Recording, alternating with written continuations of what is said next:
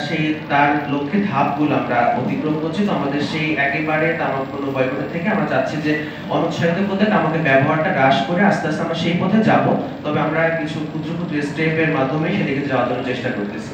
তো সেই জায়গা থেকে আমরা জানি যে তামাকের মূল্য বা সিগারেটের মূল্য আমরা বাড়িয়ে দিই, বৃদ্ধি করি, তাহলে কিন্তু আমরা দেখবো যে এই একটা নিম্ন শ্রেণী যেটা আছে বা মধ্যম শ্রেণী আছে তারা কিন্তু এটাকে আস্তে, আস্তে কমিয়ে দিবে ব্যবহার। যেমন আমরা দেখেছিলাম যখন আমাদের বাজার মূল্য অনেক বৃদ্ধি পেয়েছিল, তখন কিন্তু আমাদের যে নিম্ন শ্রেণী বা মধ্য শ্রেণীর মানুষ তারা কিন্তু অনেক কিছু খাবার তাদের পুষ্টিদার থেকে সরিয়ে দিচ্ছিল বা বাদ দিচ্ছিল, কারণ তাদের অর্থ ওইভাবে ছিল না। তো সেই জায়গা থেকে আমরাও চাচ্ছি যে তামাকের যে সিগারেটের মূল্যগুলো এগুলো বৃদ্ধি করা হোক, যাতে আমাদের নিম্ন এবং মধ্যম স্তরের যে ভোক্তা আছে তামাকের বা সিগারেটের গ্রহণকারী, তারা সেই জায়গা থেকে বাদ দিক, এবং এটা আস্তে আস্তে আমরা চাচ্ছি একটা সময় হয়তো বা এটা আমরা নিষিদ্ধ করতে পারবো, বাট সেই জায়গা থেকে আমাদের ক্ষুদ্র প্রচেষ্টা।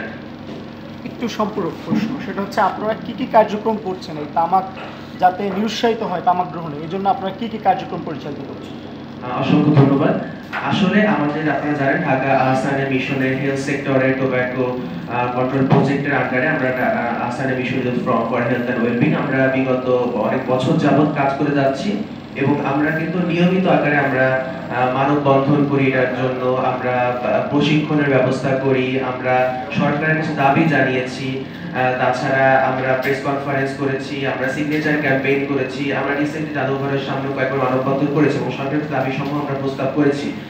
তাছাড়া আমাদের এই কার্যক্রমগুলো চলমান, আসলে আমরা door to door, pair to pair আমরা অংশগ্রহণ করি। আমরা বিভিন্ন বিশ্ববিদ্যালয়ের, বিশেষ করে যেমন পরে Dhaka university, Jahangirnagar university, Jagannath university, বিভিন্ন ইউনিভার্সিটি ইউথদেরকে নিয়ে আমরা কাজ করি, তাদেরকে নিরুৎসাহিত করি। আমাদের জগন্নাথ ইউনিভার্সিটির একটা অ্যান্টোবো ক্লাব আছে। তো সেই জায়গা থেকে মূলত আমরা এই কাজগুলো আর কি দীর্ঘদিন ধরে করে আসছি।